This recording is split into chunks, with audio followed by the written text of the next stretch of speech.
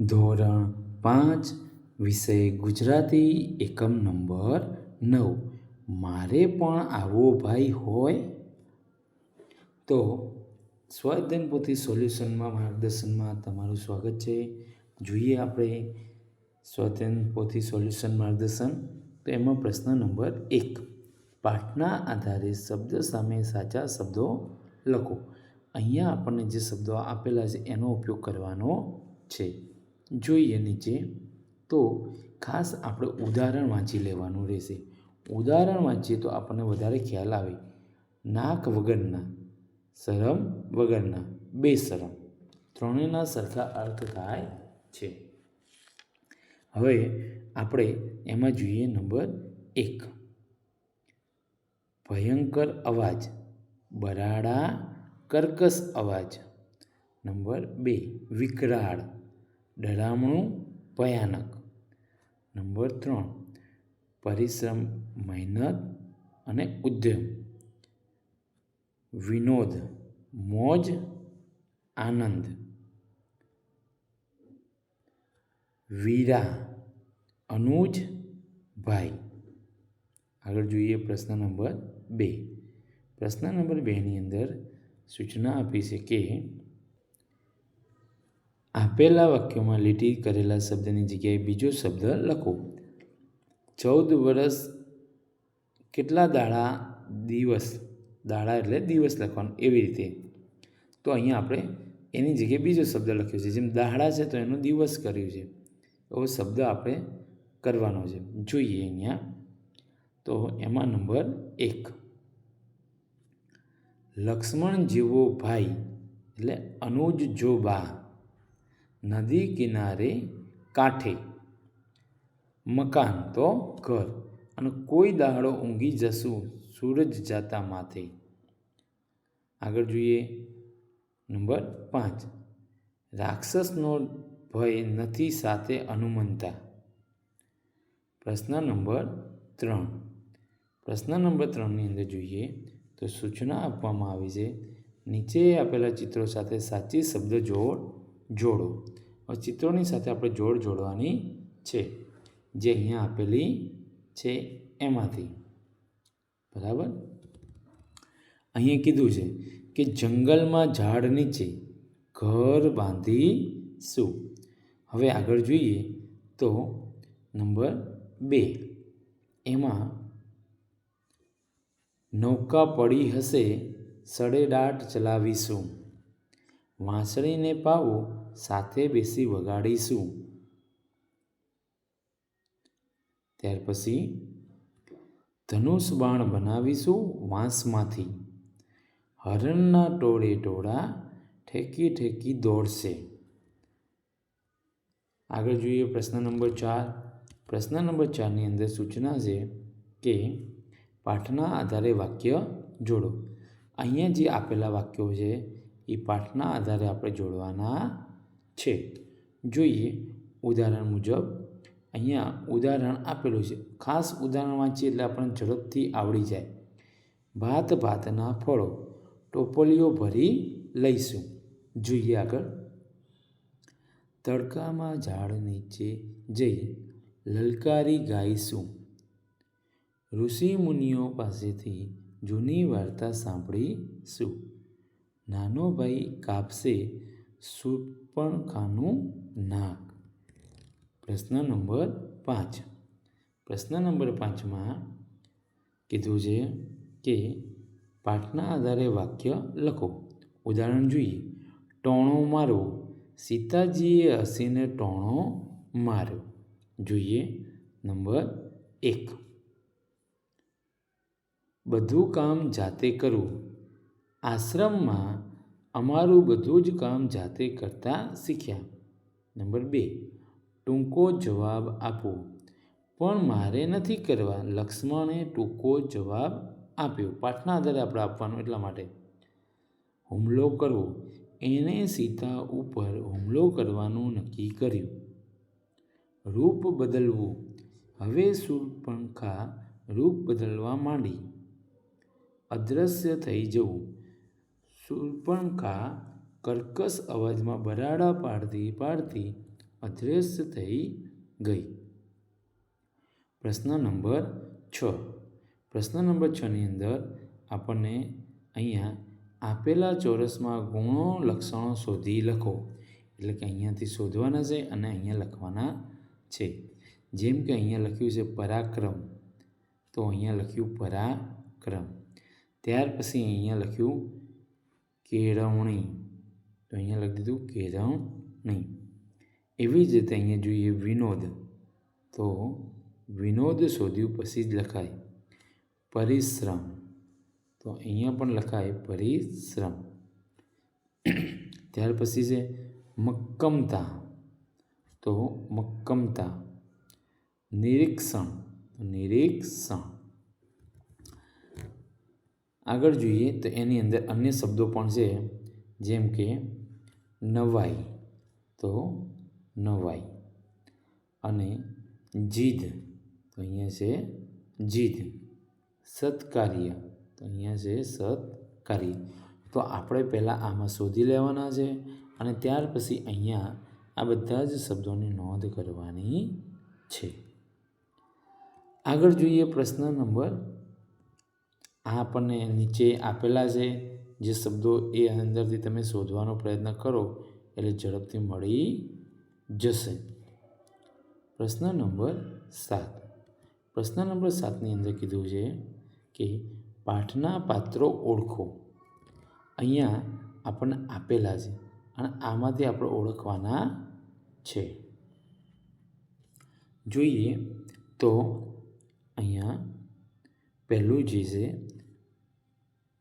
શૂર્પણખા, તો અજાણી સ્ત્રી. રાવણ લંકાપતિ. દશરથ ચક્રવર્તી રાજા. રામ એક પત્ની ધારી, એક પત્ની વ્રતધારી. ત્યાર પછી જોઈએ લક્ષ્મણ તલવારધારી યુવક. તાડકા રાક્ષસી. સીતા સુંદર અને સુશીલ. પ્રશ્ન નંબર 8.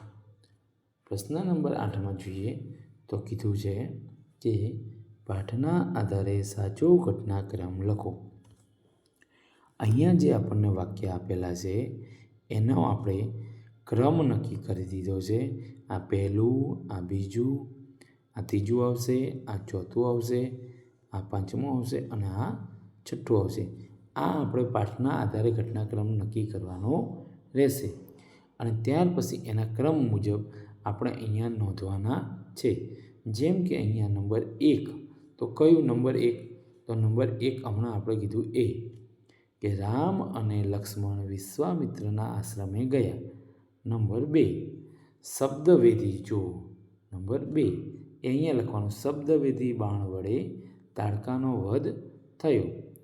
ત્યાર પછી નંબર 3, તો અહીંયા નંબર 3 આપ્યું છે તો એ અહીંયા આપણે લખવાનું છે. રામ વનમાં લોકો પશુ પંખીઓ અને ઝાડવા વિશે શીખ્યા. નંબર 5 જોઈએ તો અહીંયા 5 નંબરમાં આપ્યું છે તો 5 નંબરમાં લખવાનું કે રામ શૂર્પણખા સાથે લગ્ન કરવાની ના પાડી. અને 6, તે 6 નંબર અહીંયા છે જે છેલ્લે લખવાનું શૂર્પણખાએ રૂપ બદલ્યું. પ્રશ્ન નંબર 9. પ્રશ્ન નંબર 9ની અંદર સૂચના છે પાત્રો સાથે જોડો.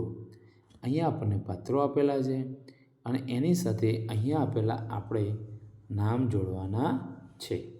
જોઈએ તો નંબર 1 રામ પરણેલા પુરુષ. લક્ષ્મણ વિશ્રામની જરૂર નથી. સીતા જાનકી. શૂર્પણખા રાક્ષસી. એક પત્ની ધરાવનાર.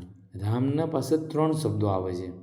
આ જે આપણે કીધું એમાંથી રામ માટે 3 શબ્દો લઈ શકાય. પરણેલો પુરુષ, પછી એક પત્ની ધરાવનાર અને બલિષ્ઠ.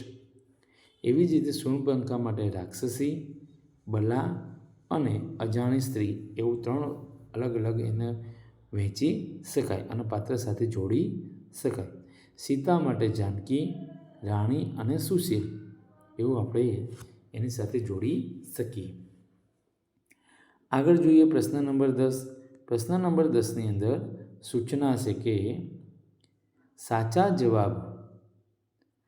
સાચા જવાબ પર ખરાની અને લીટી કરેલા શબ્દ જેવા સરખો શબ્દ ત્રીજા ખાનામાં લખો.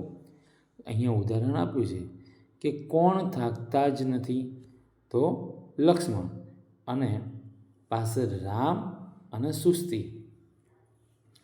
આગળ જોઈએ તો અહીંયા આ ત્રણમાંથી આપણે લક્ષ્મણ લીધું છે. હવે નંબર 1 જોઈએ. નંબર 1માં કોણ લગ્નની જીદ કરનાર છે? શૂર્પણખા. અને એ લખાશે જીદનો સરખો જોઈએ શબ્દ તો શું લખાય? હઠ. નંબર 2 કોણે સ્મિત કરી સીતાનો વિનોદ આવકાર્યો? રામ. અને અહીંયા થશે રમૂજ. કોણે રામને શબ્દવેધી બાણ ચલાવતા શીખવ્યું? દશરથ. અને સર. નંબર 4 કોણે લક્ષ્મણને ધૈર્ય ધરવાનું કહ્યું? સીતા. સેવક. પ્રશ્ન નંબર 11. પ્રશ્ન નંબર 11ની અંદર કીધું છે પ્રશ્નોના જવાબ લખો. છોકરાને વનમાં જતા બીક કેમ લાગતી નથી? લક્ષ્મણ જેવો સાથી સાથે હોય એટલે છોકરાને વનમાં જતા બીક નથી લાગતી. નંબર 2 ગુરુ વિશ્વામિત્ર રામને આશ્રમમાં શા માટે લઈ ગયા? ગુરુ વિશ્વામિત્ર રામને શિક્ષણ આપવા અને વધુ કેળવવા માટે આશ્રમમાં લઈ ગયા. નંબર 3 જોઈએ તો શબ્દવેધી બાણ એટલે શું? શબ્દવેધી બાણ એટલે જે અવાજ સાંભળીને જ નિશાન પર સચોટ પ્રહાર કરી શકે. નંબર 4 છોકરાને લક્ષ્મણ જેવો ભાઈ હતો તે શું શું કરશે?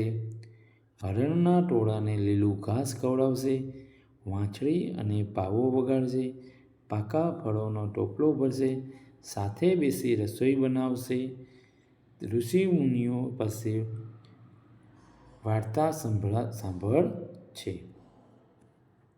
નંબર 5ની અંદર રામે શૂર્પણખા સાથે લગ્ન કેમ ન કર્યા? રામે શૂર્પણખા સાથે લગ્ન ન કર્યા કારણ કે તેઓ એક પત્ની વ્રતધારી હતા અને સીતાજી તેમના પત્ની હતા.